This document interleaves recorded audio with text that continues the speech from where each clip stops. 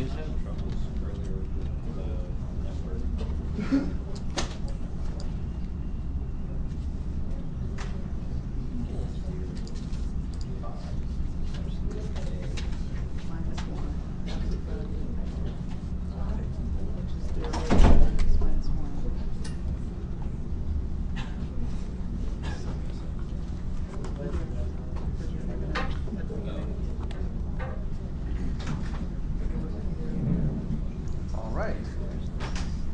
Okay, so I have graded the exam already. Okay, so all 4 questions are graded except for one because that person was taking the exam at the DSPS center. I still have not graded that one.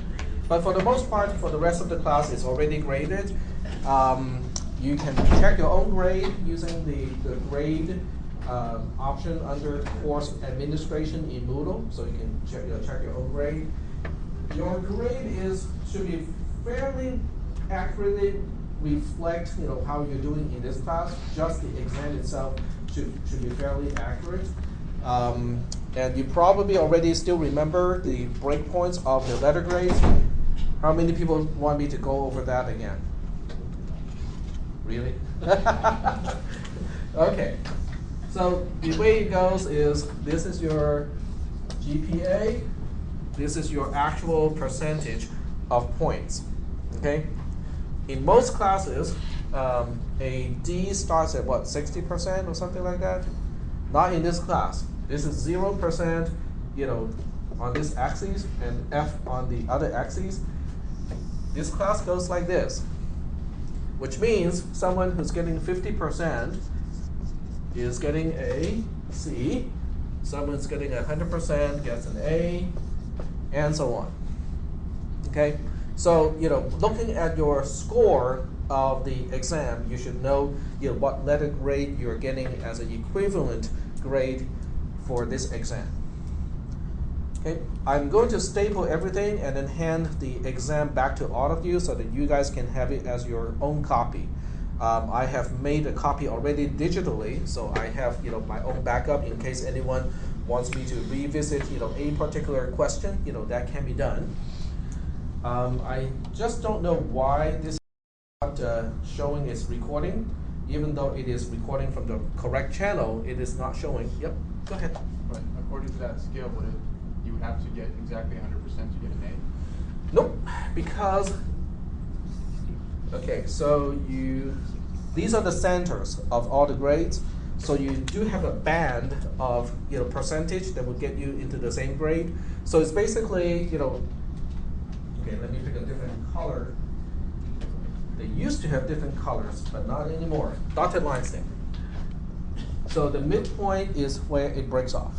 So this is a 12.5% here.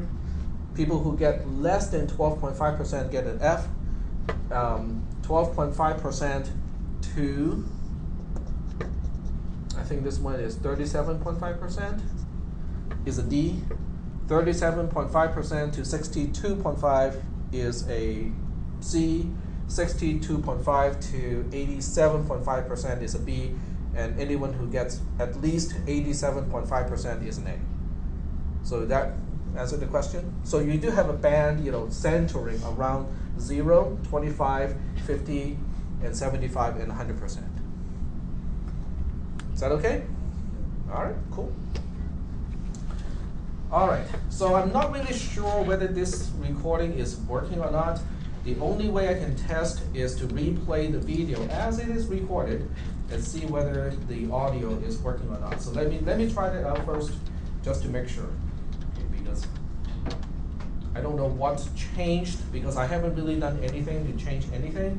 So why it is not working, I don't know exactly. Okay, so let's see. And I want to turn on the computer volume, which is already on. Doesn't look like it's recording.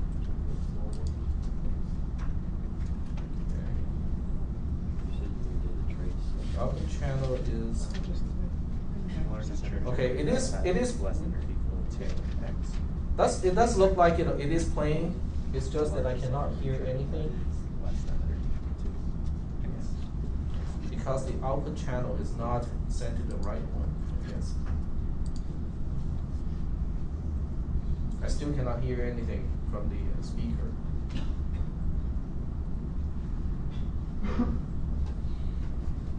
But from the player, it does look like it's recording, so I'm fairly certain this is okay. I'm not gonna get too concerned about it.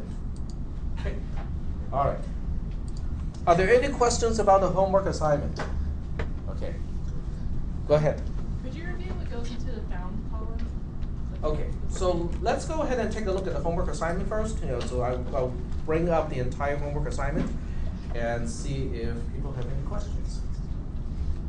And I'm still having problems hooking up. Oh, so that's why it's not playing, because the audio output is turned off.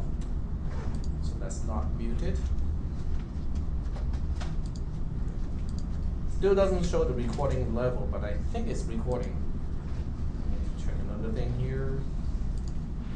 Yeah, the meter is reflecting that it is recording, so I'm pretty sure it's recording.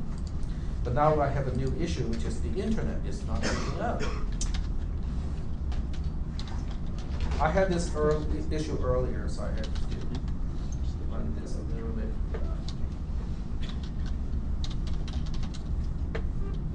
It has an IP address, but it's not actually working. So let's try that again.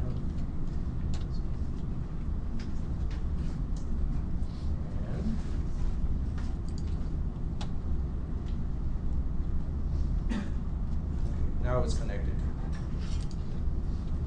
How many people have started on the homework assignment? Okay, a few, very good.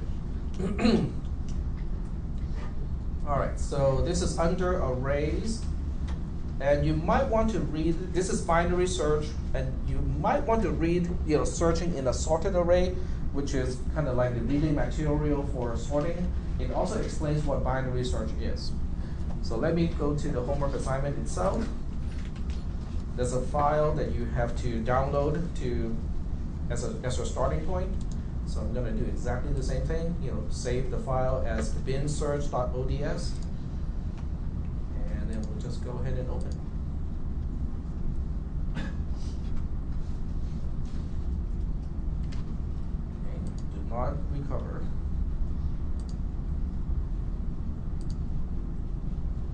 All right, so this is the algorithm itself. So I'm just going to ask any question about this part first. Are there any questions about the algorithm itself? If so, on which line and which construct? Yep. Sorry, on lines 5 and 7, so it says if A bracket M is less than K, then, and then else if A bracket M is greater than K. Right. What if it's equal to K? We don't do anything. It is a multi-branch conditional statement that has no else, which means if it is not less than, if it's not greater than, we don't do a single thing. Not within the conditional statement. Because when A bracket M does equal to K, it will be caught on line 10 when we execute the until statement. So that's the only time when we actually have to do something about the case when they are actually equal.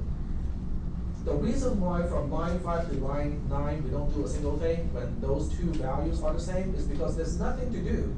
I don't need to adjust the beginning or the end of the range of the indexes that can contain the value because I just found it. There's no need to adjust anything. Line 11. Line 11, yes, what about I it? was going to say is that it's A bracket M equals K. Do you want that string in bound? I mean, that's not really an assignment. It's a, okay, well, it's let's a comparator and an assignment at the same time. let me see if this clarifies. Would that be better? Not exactly, because then you're still. Okay, so I know what the issue is. Yeah, like. Okay, let's you're open adding a that box. comparator. Let's open that box a little bit, okay? Because I think we are boxed in because every time we have an assignment statement, the right-hand side usually is a number, a value, a number value, numerical value. Sure. Or a In function. this case, or a constant, which is usually also a number, right? We haven't really dealt with text yet in this class. So in this case, if I just focus on the right-hand side, and I'll just highlight that portion too. What is this? It's a comparison, right? I'm checking whether A bracket M equals K or not. We know how to do that, okay? So the question is, what kind of a value is it going to give us? Are we throwing a Boolean then? It is a Boolean, okay? So Alright. so the right-hand side is either true or false. Okay. What do we do with that value, true or false? This is an assignment statement. If the right-hand side gives you true or false, then you store the true or false to whatever is on the left-hand side. In other words, it is a new combination that we haven't seen before, but the components we have seen. Each one we have seen before individually.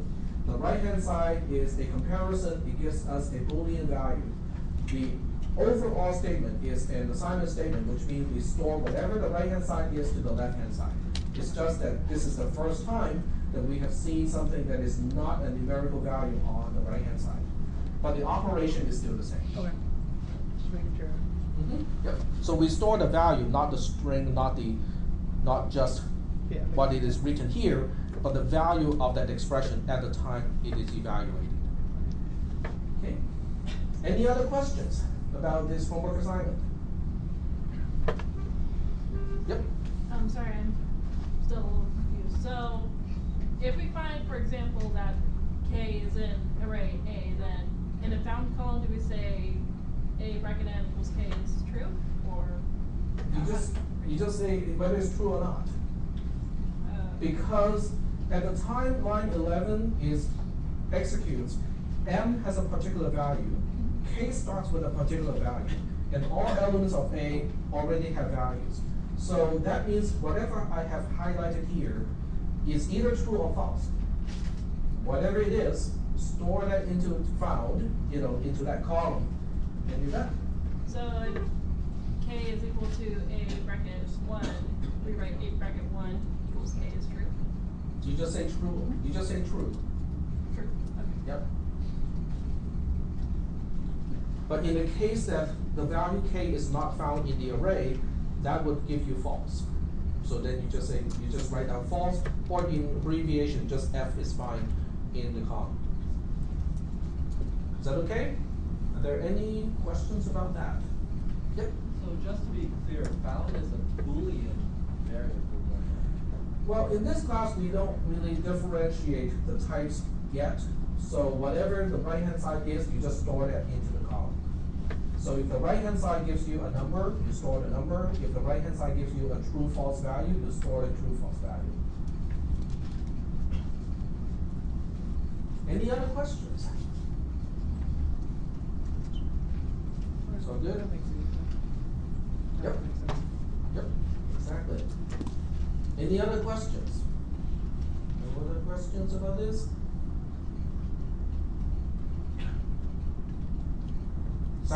Looks like you have a question. I don't want to put you on the spot, but your question may be the same question that somebody else might have. You want to go first, or do you want him to go first? Okay.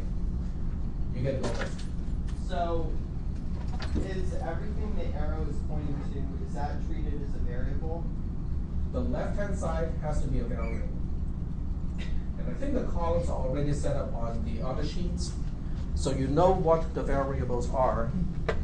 So this is sheet 2. They all look about the same. You can see that we have variables K, B, E, M. Found is a variable, has its own column. And then the array A occupies 4 columns because there are 4 values or 4 elements in the array.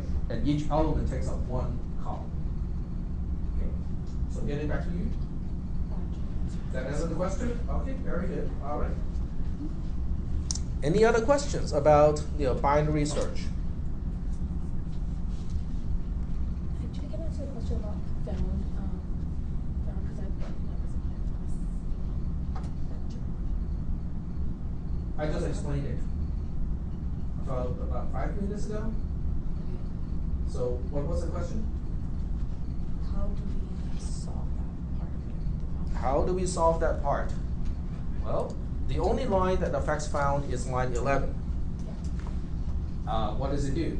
What is line 11 overall? What kind of statement is it? Is it a pre-checking loop? Is it a conditional statement, a post-checking loop?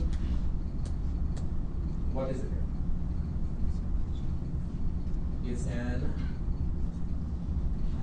there's a left arrow on it. In this class, there's only one type of statement that has a left arrow. What is it? It's an assignment, okay? What does an assignment do? It's got two things to do, right? What is the first thing you have to do with an assignment statement? Evaluate the right-hand side. So the right-hand side will give you a value that is either true or false, which is what I just said about 10 minutes ago. So whatever it is, if it's true, then found is changed to true. If it is false, found is changed to false. Okay, all right. Is that okay? Everything is okay? All right. So this is your homework assignment. It is due on Wednesday, which means you have another 48 hours minus 15 minutes to do it. All right, so with this done, I'm gonna go back to the main topic, and then we'll move on. So we are now in topic, okay, back up a little bit. Okay, so we are pretty much done in topic 7, which talks about arrays searching in a unsorted and a sorted array. But one thing we really haven't talked about is what if short-circuited Boolean operators is not supported? Okay? In other words, what if Boolean operators like and and or are not short-circuited? Okay, which is what this slide is about. So we'll go back to an example. Okay, let me present the example first. Okay, this is the example. Okay, the algorithm in listing 1 is correct. Okay, this is the right way to search for a particular value k in an array that is not sorted. Because if an array is not sorted, you cannot use binary search. You can only use binary search when an array is sorted. So if an array is not sorted, this is the only way to do it.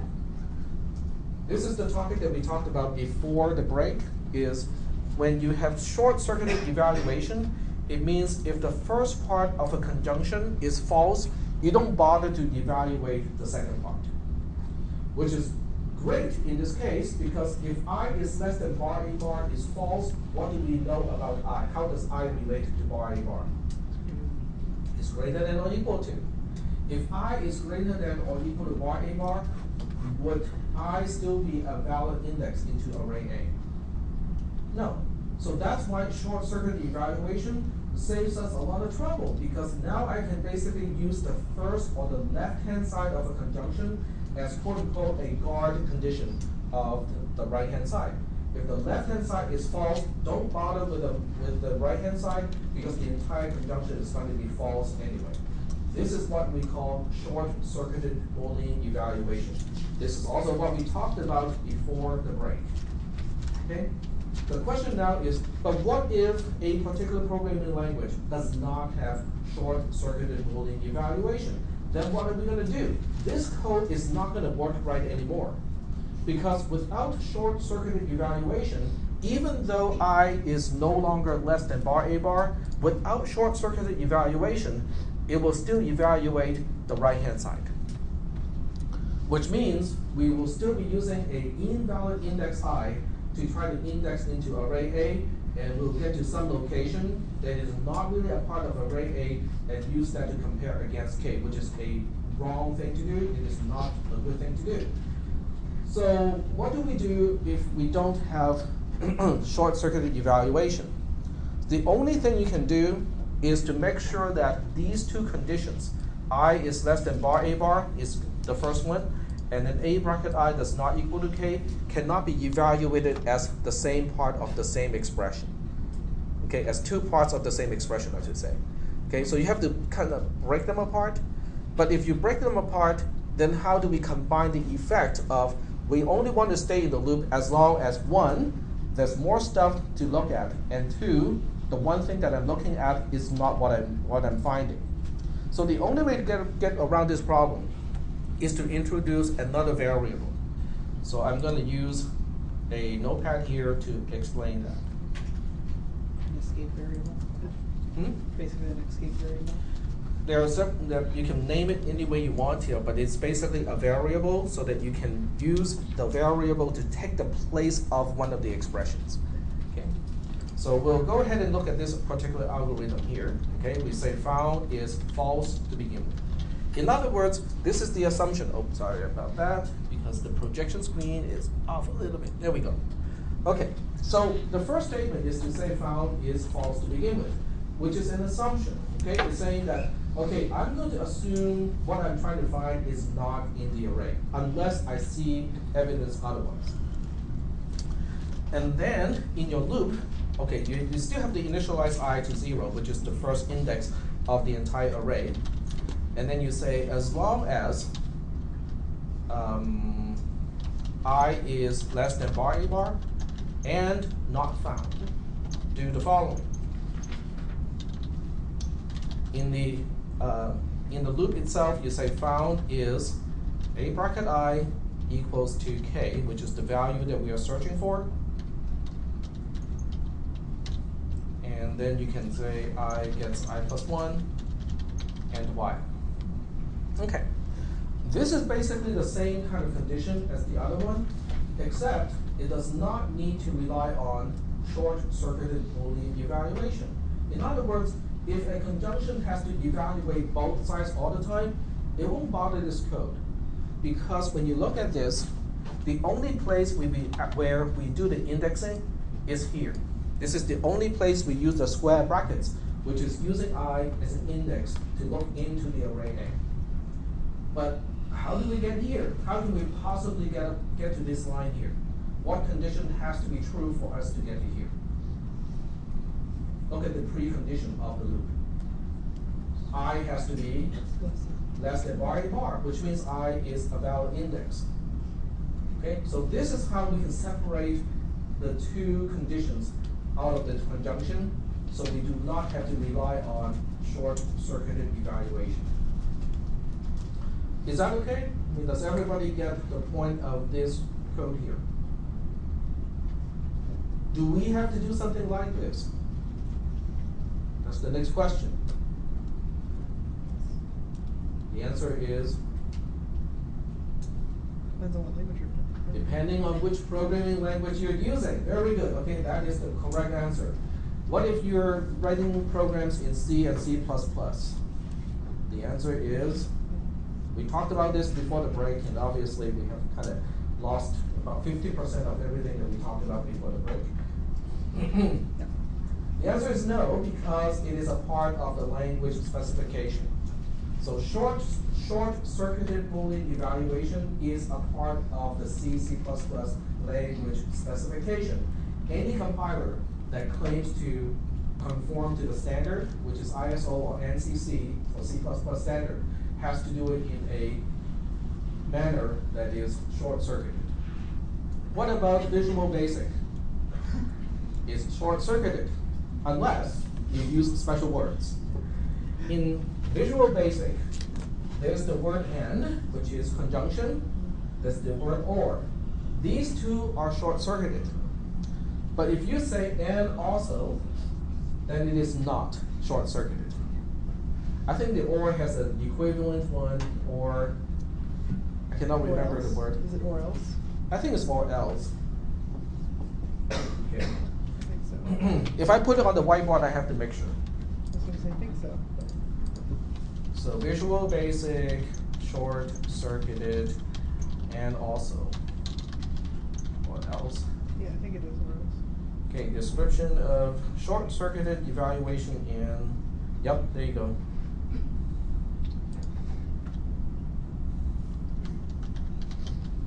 Okay, there we go. So these are, however, there are two new operators in Visual Basic 2005 or in Visual Basic.net. These are the and also operator and the or else operator. You can use these operators instead of the logical and logical or, respectively. You can have short-circuited evaluation functionality by using these operators. Ooh. Okay, so that means the usual and or are not short-circuited. It is the and also and or else that are actually short-circuited. Okay. But in C and C++, they're all short-circuited. Okay, very good.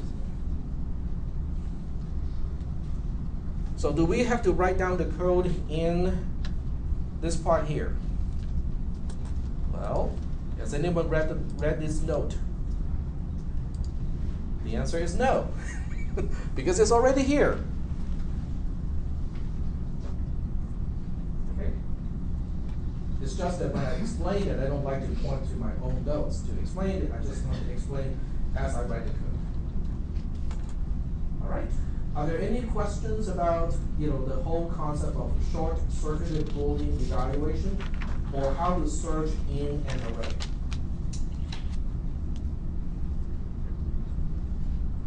No questions.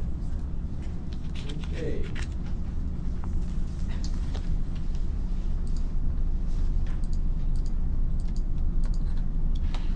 If there are no questions, if there's nothing slowing me down, I am going to move forward and start to talk about subroutines.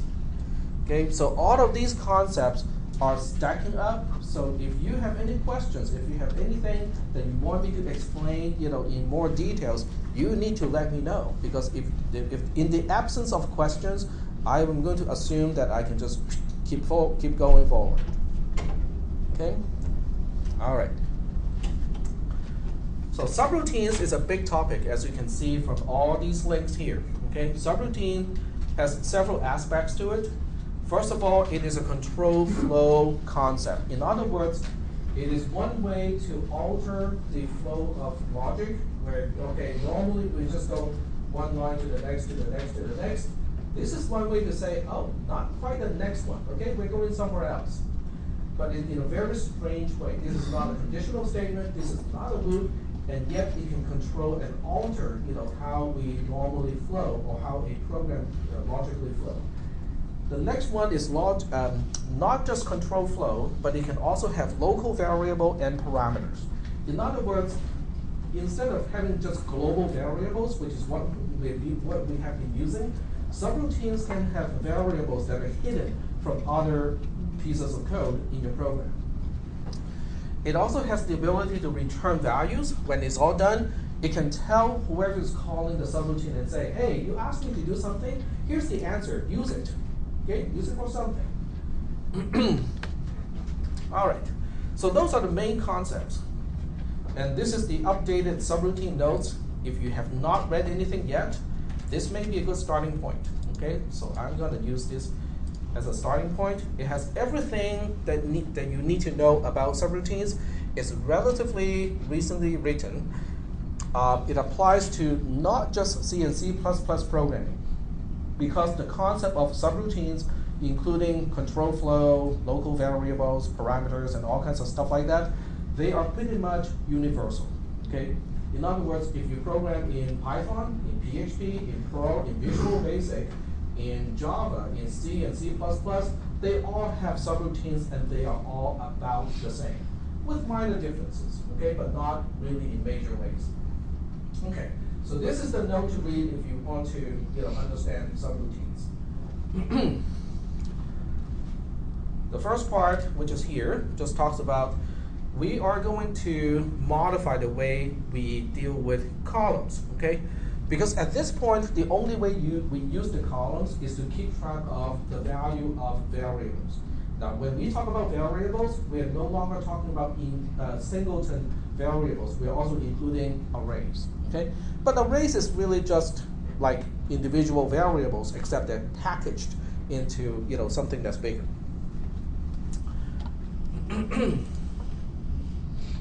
The second part here talks about what do we do when we invoke a subroutine, when we call a subroutine, and what do we do at the end of a subroutine. So to explain this part, you can read the text. Okay, the text is already on here, which means you can read it anytime you want to. Which also means I'm not going to read it, because that is actually your job, not mine. My job is to illustrate the concept and answer any questions you might have about it.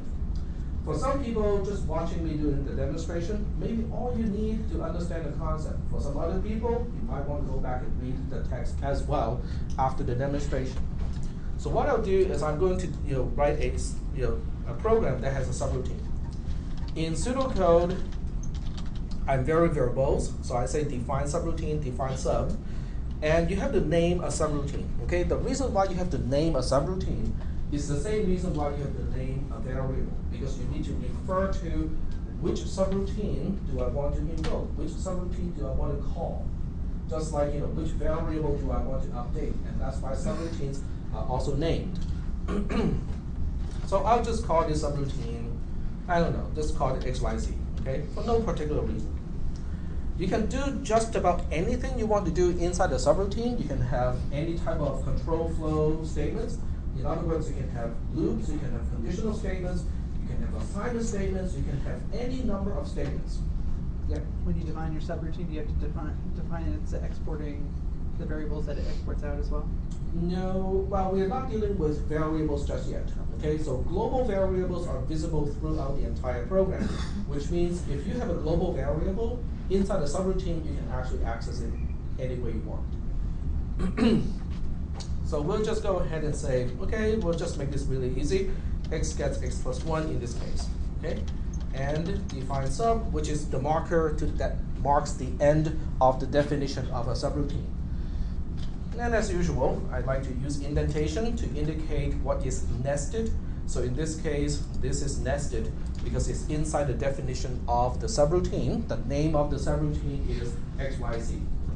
So right now, it's mostly just syntactical type of issue. It's like, how do we identify the beginning of a subroutine? Define sub. How do we identify the end of a subroutine? And define sub. How do we know the name of the subroutine? Whatever name is after define sub is the name of the subroutine. What is the actual content of the subroutine? Well, whatever is between define sub and end define sub is the body or the content of the subroutine. Is that okay so far? Okay. So we'll go ahead and use the remaining portion of this program to say, okay, but what are we doing in this program? We initialize x to 0. And then we'll say invoke XYZ. And then we'll say x gets x times 2. And then we'll invoke it again. There we go. All right, so we'll go ahead and number these lines. So this way we can track the execution as we execute the program. All right, the first thing we want to realize is when you run the program, when you execute a program, you do not start with XYZ. It's just a definition. In other words, define sub XYZ and end define sub is nothing more than a definition of a word in a dictionary. Okay, so you normally do not refer to it unless you encounter a word that you don't understand in a sentence when you're reading it, right? So where do we start execution in this program? We start on line 4, which is the first line outside of the definition of a subroutine. Is that okay? All right. So we start execution on line 4. Line 4 is easy. I don't need to explain that. Line 5 is saying invoke XYZ, which is basically saying whatever the subroutine XYZ is defined to do, do it now. When it's done, continue on to line 6. We multiply the value of x by 2, and then we say, oh, again, go to subroutine XYZ and do whatever XYZ has defined, whatever the content of XYZ is, do that one more time. Is that okay? So I'll just put one more line here, just so that we have another line here, because otherwise it looks a little confusing the first time. So I'm just artificially putting a line 8 here. Okay. All right. Let's just kind of mentally track this program without tracing it. Just mentally track it and say, okay, but what is the value of x when this is all done? X starts with a value of 4 on line 4. Okay, so it's 0. X, Y, Z, hey, you know what? All it does is to increment the value of x by 1. So when we come back on line 6, x would have a value of 1. 1 times 2 is 2. And then on line 7, we want to add 1 to x again because we are evoking x, y, z. So it goes from 2 to 3. So when you get back onto line 8, it will have a value of 3 to begin with. 3 times 3 is 9. So when we are done with the entire program, x should end up with a value of 9. Okay? Well, that's how we mentally keep track of this. But the question is, when we trace this program, how does the program know what to do? Okay? So we'll go ahead and take a look at the trace at this point. I open a new window to do the trace. Usual stuff that I do in this class. We still have the usual stuff, okay? We don't really need comments in this case because we don't have any conditions to evaluate. So I'm just gonna let it go and say, we don't need it. We do have line number. We do have a global variable x. We won't make the distinction between what is global and what is local until we get to talk about local variable. So right now, when I refer to a variable, it is a global variable. This is the precondition. X starts with some kind of unknown value because I don't really need to know it. The first line to execute is the line right after any definition of a subroutine. In this case, it's line 4 because lines 1, 2, and 3 are the definition of the subroutine x, y, z. So on line 4, we initialize x to 0. And then on line 5, we say, okay, we have to invoke a subroutine. What do we do when we invoke a subroutine? Okay, it has 2 things to do.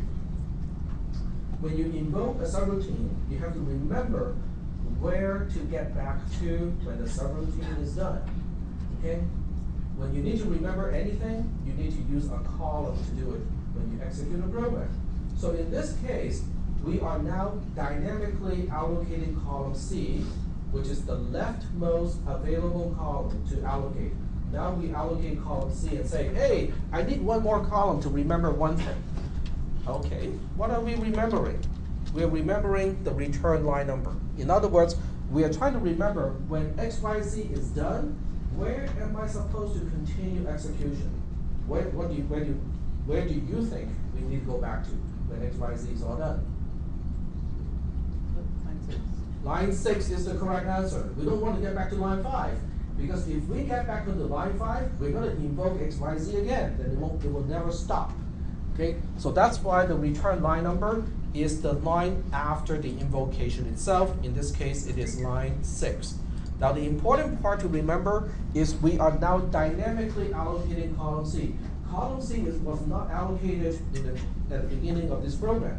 It is now dynamically allocated when we get to line 5. That's the first thing to do when you call or when you invoke a subroutine. The second thing to do when you invoke a subroutine is easy.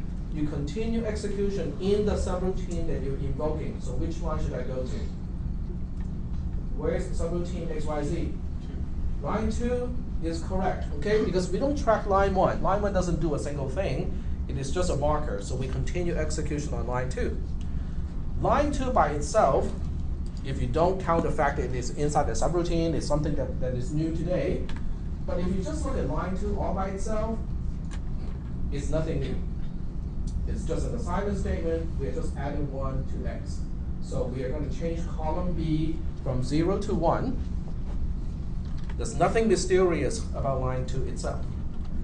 Line 3 does seem like just a marker to mark the end of a subroutine. Do we really have anything to do on that line? The answer is yes and no.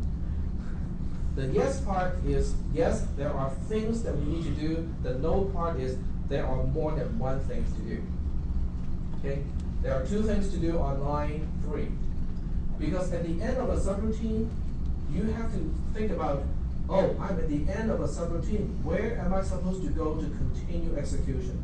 Now in this case, because the program is simple and there's only one level of function call, you can right away remember and go like, oh, we need to continue on to line 6. We don't even need to write it down because you can mentally track it. But with a complicated program, hundreds of lines, and you are 7 or 8 levels down from invocations, you cannot track them, okay? So you have to rely on a mechanical and systematic method to remember, where am I supposed to go back to? So every time you get to n defined sum, you have to do two things. The first one is to locate the leftmost, excuse me, take it back. You have to locate the rightmost return line number column. And then you guys will all say, well, you don't have to say it that way because we only have one column, column C, that is return line number. You don't have to say the rightmost one, there's only one. But in general, you can have any number of return line number columns. So you always have to go find the rightmost one to use, okay? You look it up and go like, okay, it does tell me that I'm supposed to continue execution on line 6. So you then make a note and say that we have to continue execution on line 6. That's the first thing you do at the end of a subroutine, is to find out where am I supposed to continue execution. But once you make use of that information on column C, do we have any further use of column C? Now that I have just remember looking it up and go like, okay, we have to continue execution on line 6. Do we still need column 6 for anything else? Nope. So what do? We deallocate it. Okay? So in this class, I use this method to indicate a deallocation of a column. I just copy and paste the label of this line, put it here, go to Format, go to Text, and use Strike Through to indicate, great, it just crashed. But everything is back. I wish I could use Google Document for this, but Google Document spreadsheet does not have indentation. So I can't use it for the algorithm part, and I have to separate the document into two parts. But anyway, it's still working, so that's good. So those are the two things we have to do. The first one is to look up the rightmost return line number column, find out which line we're supposed to go back to, make a note, and then the second thing we have to do is to deallocate that column and say, we don't need that column anymore. Question? Maybe strike it through the first one, not the second one? Nope, that's the second one. Because we have to indicate, the one on row 4 is the allocation, and then the one on row 7 is the deallocation. Oh. So I have to make it very distinct so that we can tell which one is allocating and which one is deallocating. Because the point is, once you deallocate a column, it is available again. So we can reuse that column. Yep. Question? Yep. So the line number and ret line number on basically rows 4 and 5, can you combine those into one row, or do you want them separated like that? You mean row 4 and 5? Yes. You So have you did to ret line number 6 in one cell as opposed to ret line number and then 6 below it. We will separate into two lines because later on we'll find out that there's more stuff to track and it's difficult to put it on onto one line. Okay. So I will just separate into two rows. Yeah, two rows. Two rows. I just wanted to make sure how you wanted to document. Okay. So now that we are done with deallocating the column, we continue execution on line 6. So you look at line 6, which is here. Oop, not that one. Oh, I see. It did not. Oh, it did. Oh, okay. It opened up both sheets at the same place. So I lost track of the algorithm itself. There we go. Okay. So we are now continuing execution on line 6. Can someone tell me what line 6 is going to do? Multiply by 2 and store it back into x. So x goes from 1 to 2 because of the multiplication. Now we get on to line 7. And if you think this is boring because we have done this already, good job. Because it is supposed to be boring. Okay. So we are now invoking a subroutine. What are the two things that we have to do in that particular order? The first thing we have to do is to, when you call a subroutine, you have to think about when the subroutine is all done, where am I supposed to go back to? So you have to remember where you're supposed to go back to. Return line number. Very good. Okay, so we have to allocate the leftmost available column for return line number. Looking at a spreadsheet like this at this point, which column is the leftmost available column? Column C, exactly, because column C was allocated earlier, but on row 7, it is deallocated. So now it is available again. It becomes the leftmost available column. So once again, we are reallocating the same column because there's no need to use another column. But the return line number is not going to be line 6 anymore, because when after the subroutine is done because of the invocation on line 7, where am I supposed to continue execution? Not line 6. Where am I supposed to go back to? Line 8. Very good. Okay. So the return line number in this case is line 8. After I remember all of these important things, I can then continue execution in the subroutine, which is on line 2. Okay? Line 2 is simple. It just adds 1 to the value of x. It goes from 2 to 3. Then we go to line 3. And line 3 has got 2 things to do again.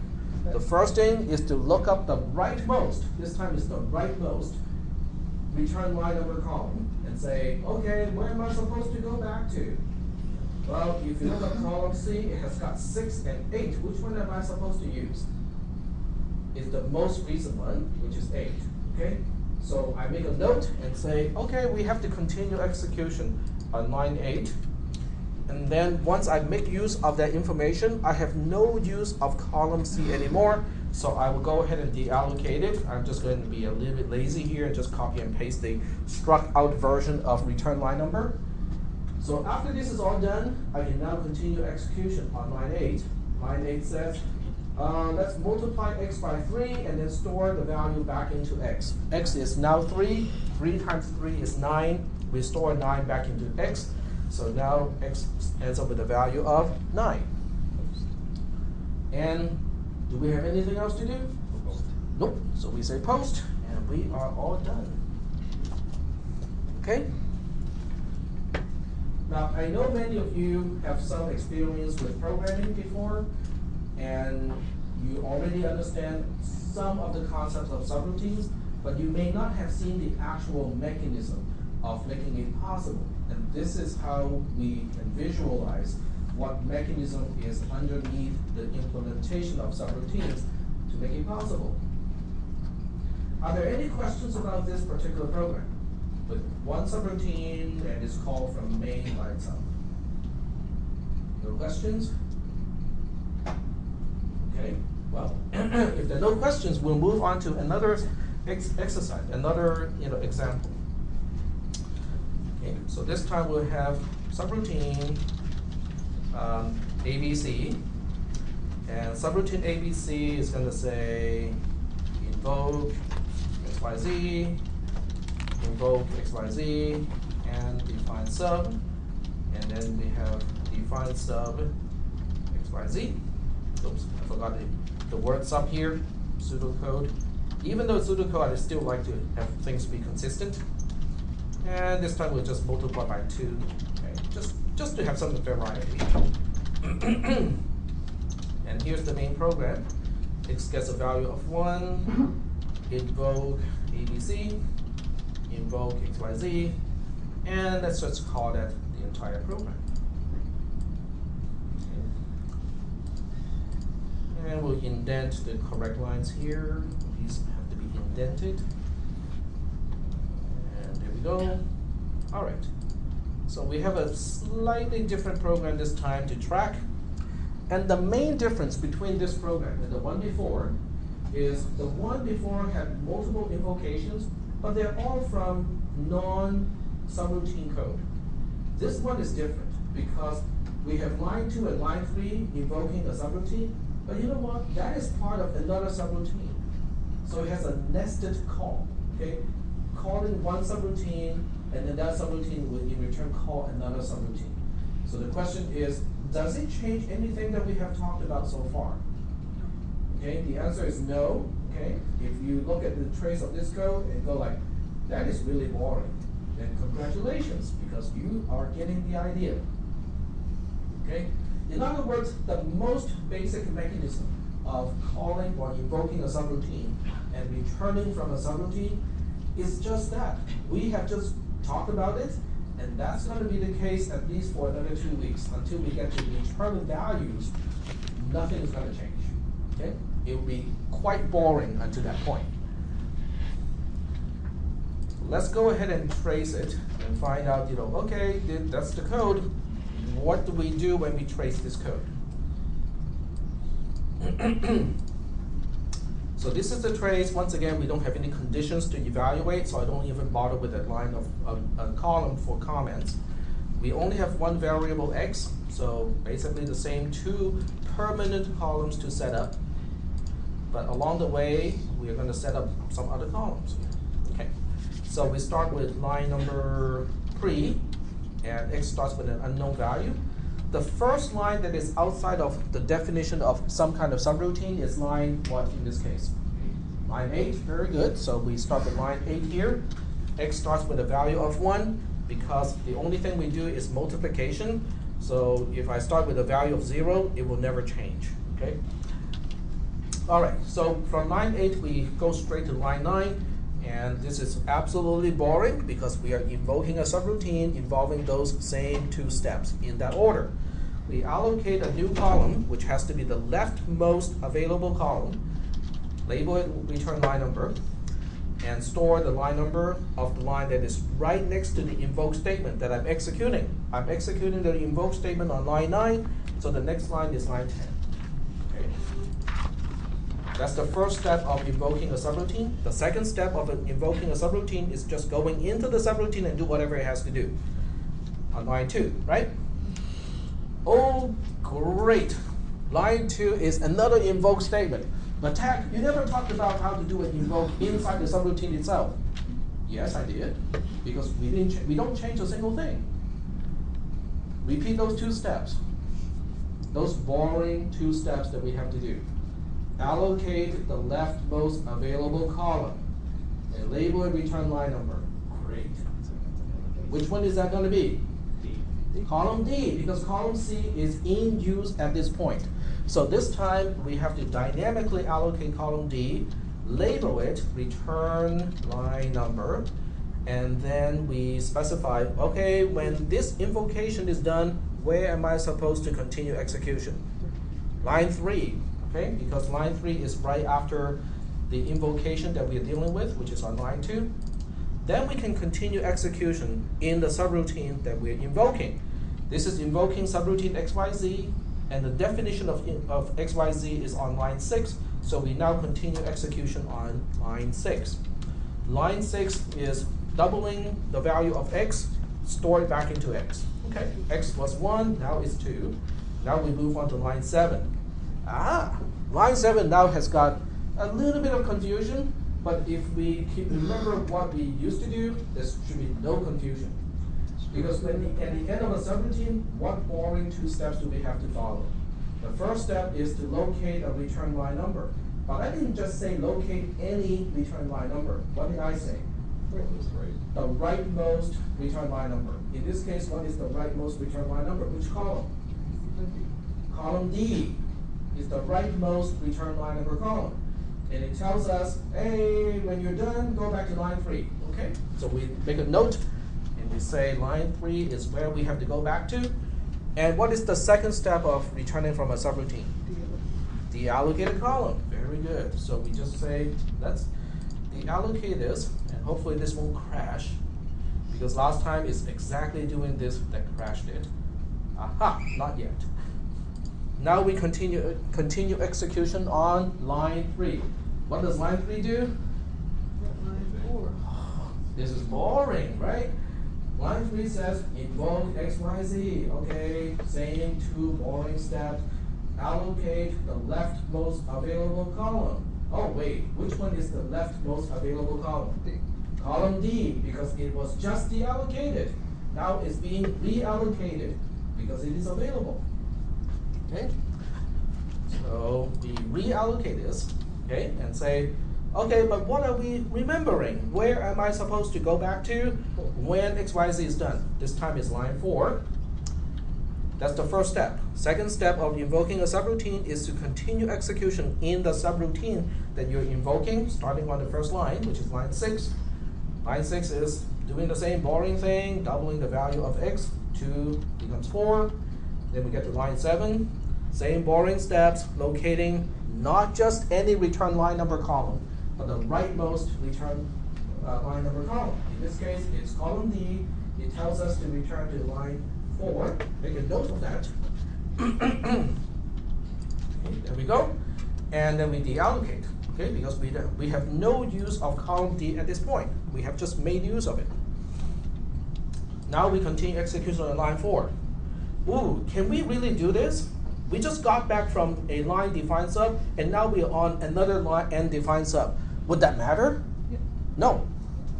We can do it. It doesn't matter, because we still follow the same boring 2 steps, right? What boring 2 steps are we talking about? The right mode. Find the rightmost return line number, okay? But in this case, what is the rightmost return line number? Okay. Remember, some of these are deallocated. Column C is the one, okay? Not column D, because column D is now deallocated. It is no longer usable, okay? So the rightmost non-deallocated, still in use return line number column is column C. Column C says, oh, continue execution on line 10, okay? We'll follow that. And if it's not really for tracking stuff like this, I would have forgotten and lost track of where I am, okay? But now I know, okay, we continue execution on line 10, and we have no use of column C anymore because we just made use of that information. So we deallocate it. Now we are on line 10. What do we do on line 10? Oh, are we serious?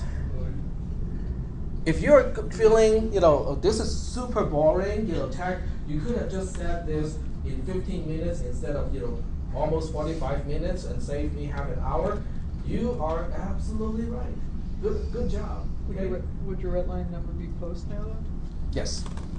So we have to reallocate the leftmost available column, which is column C again, because both column C and column D are deallocated. But when you allocate, you have to allocate the leftmost available column, which is column C.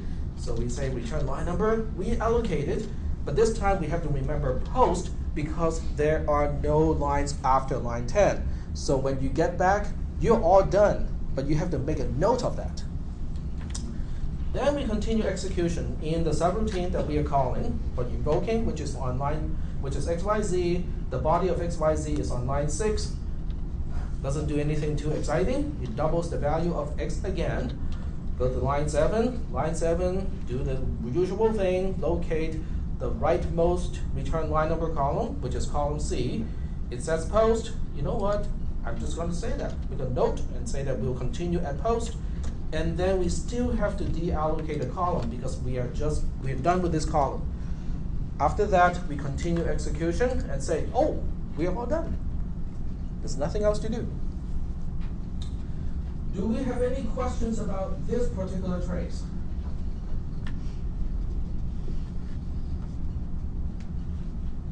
No questions? Yes.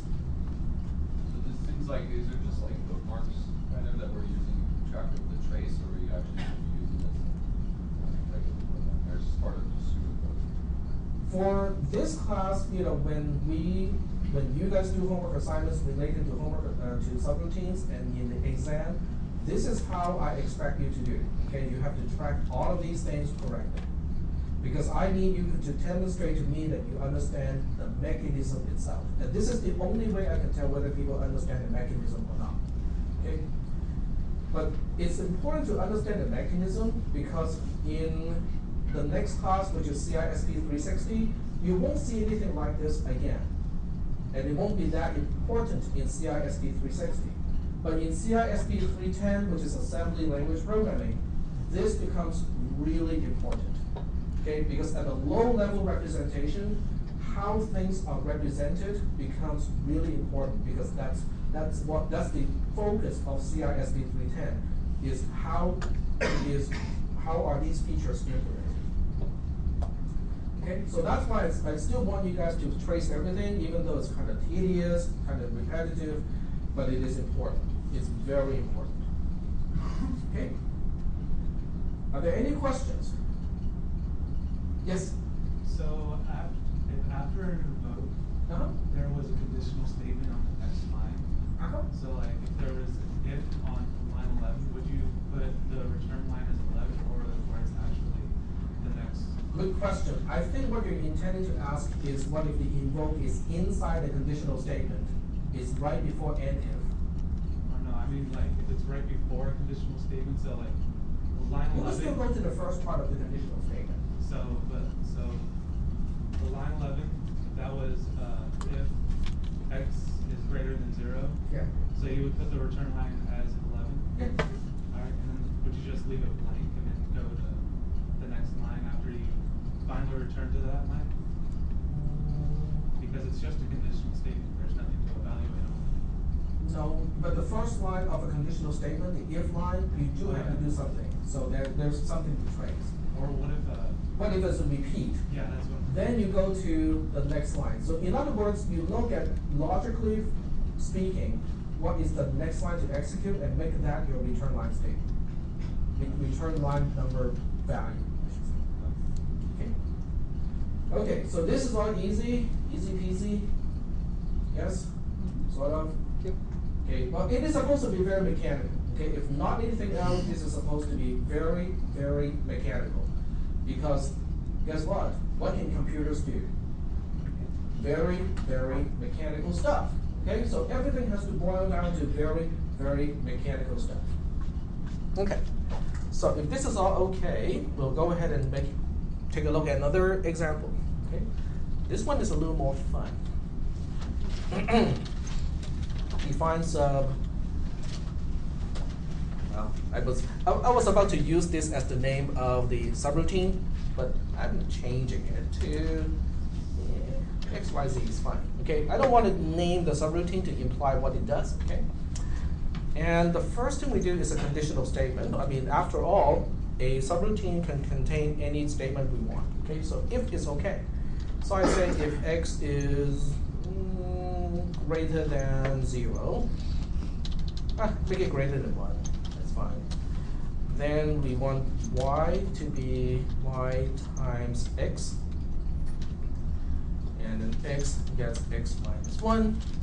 And here's the fun part. Invoke x, y, z. And if, why not? And then we have n define sub here. And then outside, I'll do the indentation later, okay? So the initialization is, let's make x3 to begin with. Y is, you know what, there's another way. Sorry about this. I'm changing the way I implement this a little bit here. So insert 2 more lines here. And else, y gets 1. Then I don't have to initialize y. Say invoke x, y, z. That's my program. Okay. Indentation. More indentation. There we go. All right. So let me just double check, make sure everything looks good here. Nope, does not look good. This needs to go. Oh, I got the order wrong. X gets x minus 1. Invoke x, y, z has to go here. And then y gets x plus 1 times y. There we go. Okay, that's better. Sorry about that. Okay. So what is different about this program compared to the one before? Well, the one before has a subroutine call inside the subroutine. This one has a subroutine call inside the subroutine. But it's the same subroutine. Yes, go ahead. Wouldn't you have to initialize y now though, because you don't have the value before it started? We'll trace it and find out.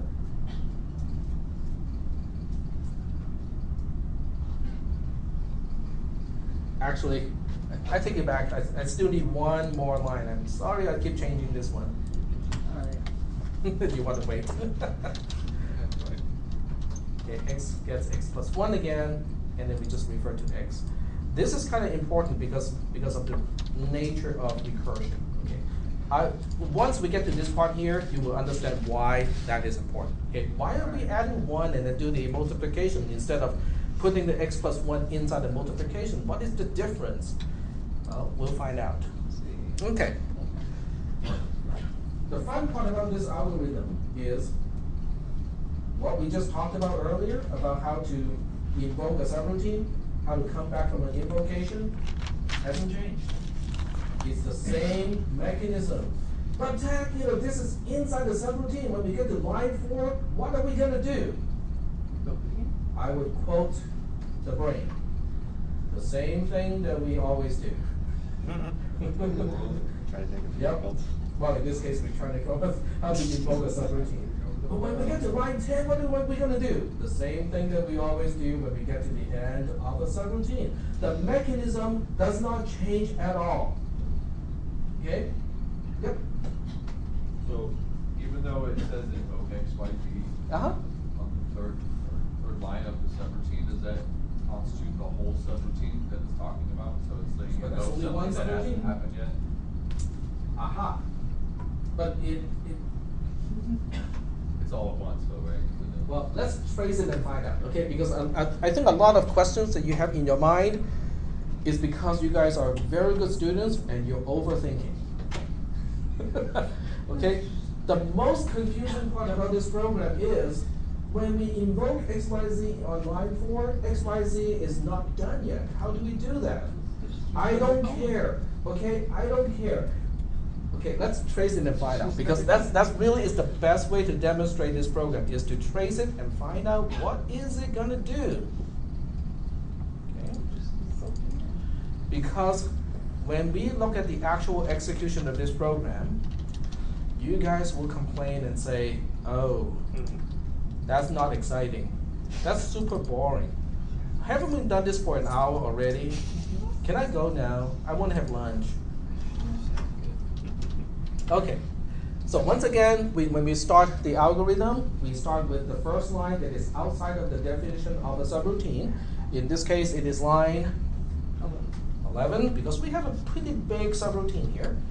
Okay, on line 11, x gets initialized to 3. Oh, guess what? We have one more column for y, and y is unknown.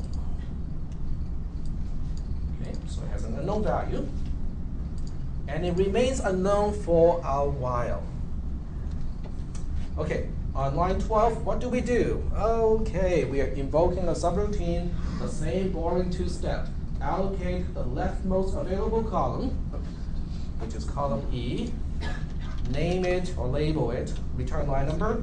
There's no line after line 12, so when we get back, we are at the end of the execution of the entire program, which is post. Okay, so we got this from the previous trace already. No big deal. Then we continue execution in the subroutine XYZ starting on line 2. Line 2 is a conditional statement, has to evaluate the condition. X is greater than 1 is true. Okay, very good. And then what do we do? Since it is true, we go into the then branch, which is starting on line 3. Line 3 doesn't do anything too fancy. It just changed x, so that it is 1 less than what it used to be. So it was 3, now it's 2. We continue execution on line 4. Holy smokes. This is our dreaded line where we don't know what to do because it's inside the very same subroutine that it is in already. But remember what I said? If you are thinking like that, you are being a very good student overthinking. Okay? Because we do the same thing that we do every single time when we invoke. Okay? Just think of Pinky in the brain.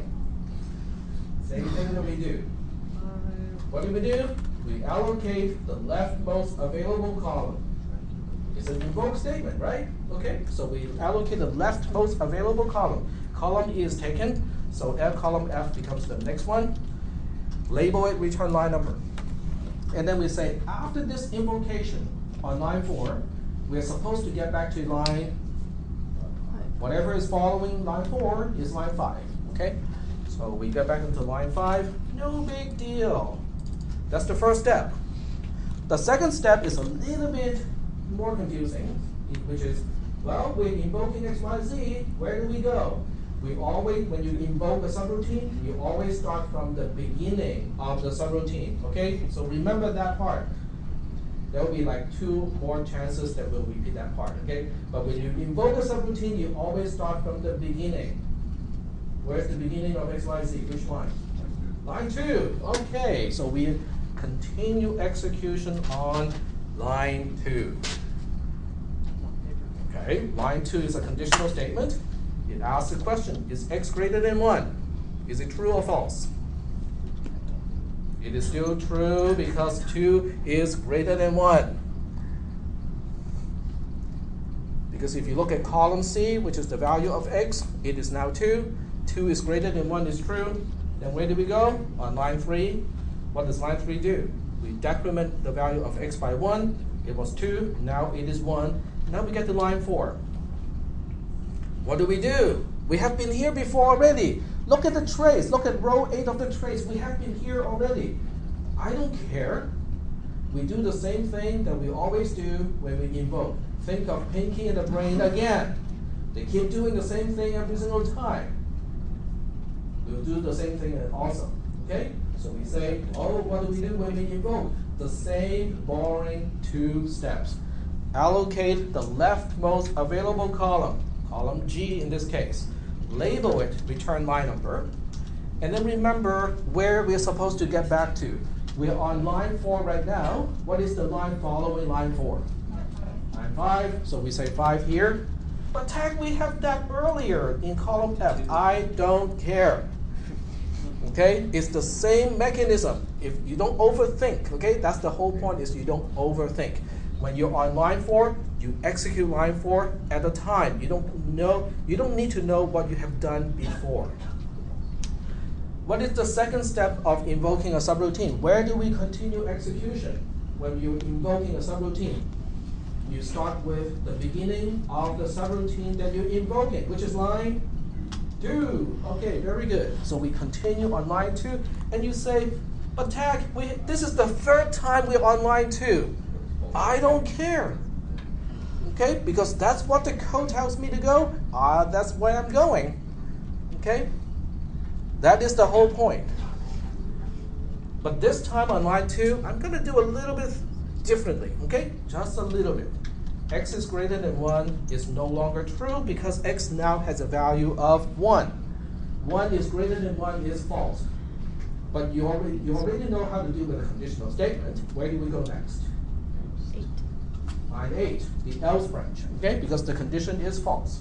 So now we go to line 8. And line 8 doesn't seem to do anything too exciting. It is kind of important because y finally gets a value of 1, which will become useful later on, okay? So line 8 doesn't do anything too exciting. And then where do we go? This is the end of the else branch of the only statement in the subroutine. So where do we go next? We get to line. No. Don't jump any steps. We get to line, the end of the subroutine, which is on line 10. Very good. Okay, so line 10 is where we go next. It's n defined sub. Oh, look at this. This is so confusing. It's confusing only because we are overthinking. Okay? So don't overthink. Think like a computer. When you are a computer, you're at the end of a subroutine. What do? Think of Pinky and the Brain. Pinky is asking, we're at the end of the subroutine, what do, Brain? Brain says, we do the same thing that we always do at the end of a subroutine, which is the same thing that we talked about at the very beginning of this class, which is what? 2 things to do. Locate a return line number column. But which one? The rightmost return line number column. Column G, I find it. Okay, it's column G. It tells us to continue execution on line 5. Okay, make a note of that. Now we have no use of column G anymore. This is the second step of returning from a subroutine, is to mark this as deallocated. Have I done anything differently this time? Absolutely not. What do we do on line 5? Let's just add 1 to x. X goes from 1 back to 2. And then we get to line 6. Line 6 says, find out what is the product of x and y. X is 2, y is 1, 2 times 1 is 2. And then store that into y. Y is column D, so it now has a value of 2. we can always do something like this so that we can track the labeling of the columns, okay? What do we do after line 6? Line 6 is the end of the then branch of the conditional statement. But the conditional statement is the only statement in the subroutine, so where do we go next? Line 10, very good.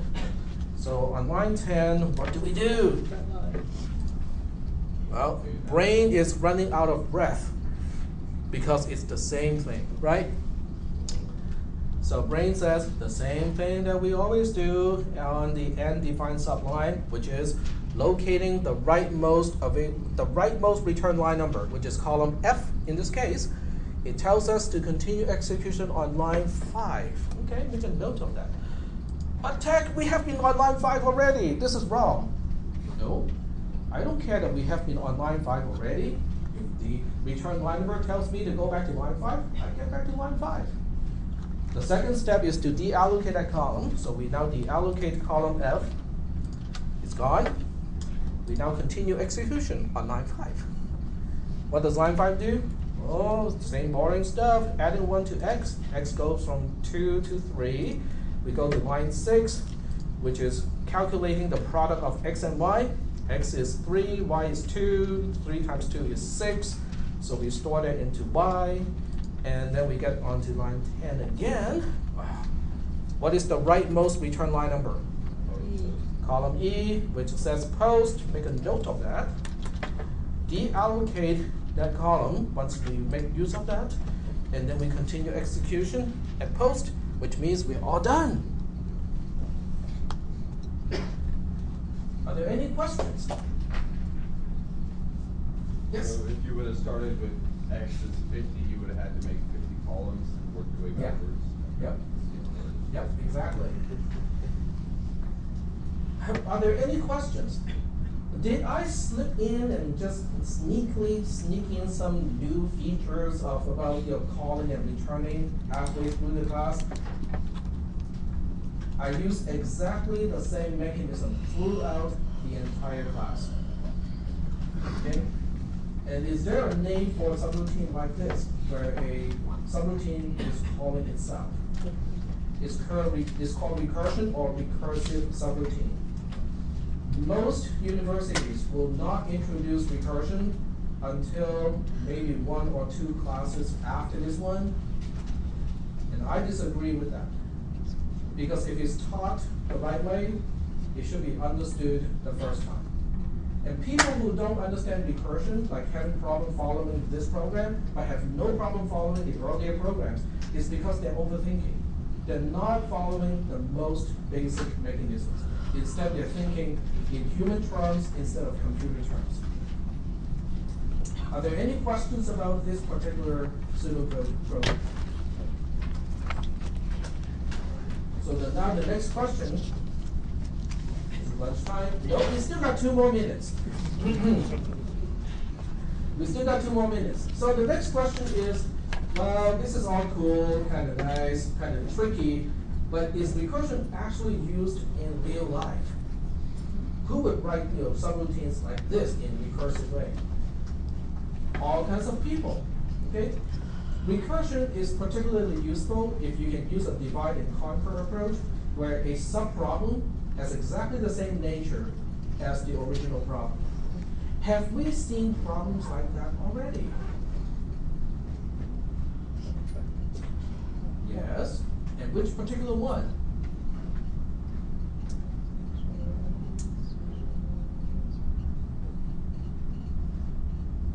Your current homework assignment.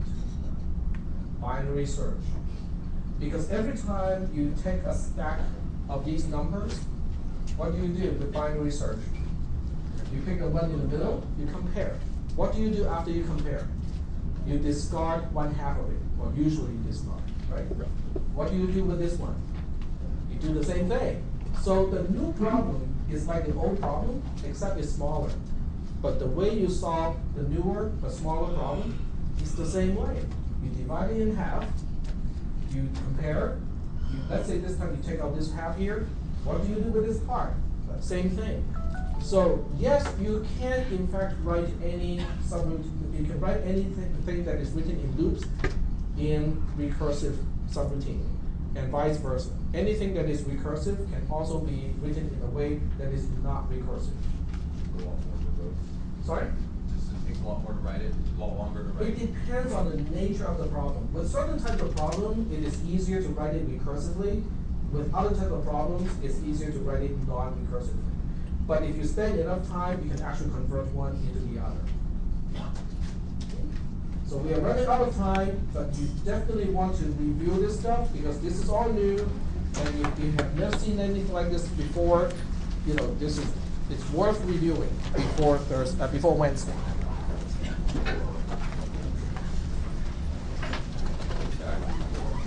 Did you get that email I sent you about those different sorting algorithms? It was visualized. It was like a YouTube video. Yeah. I thought that was neat. That was really neat. Thank you. Yeah. Which one do you like the most? Well, I noticed that the binary one had like by far the least amount of comparisons, and it was like the fastest one. So I thought the other ones were interesting though, how they went about making it, you know, all the same. Like one was like cutting them all down to the same size and then building them up, and then one was like doing halfway and then doing like minor adjustments, you know. Oh, that's cool. Yeah, I thought it was neat. Yep. Thought you might like it. Yeah, so, it's all live. Work.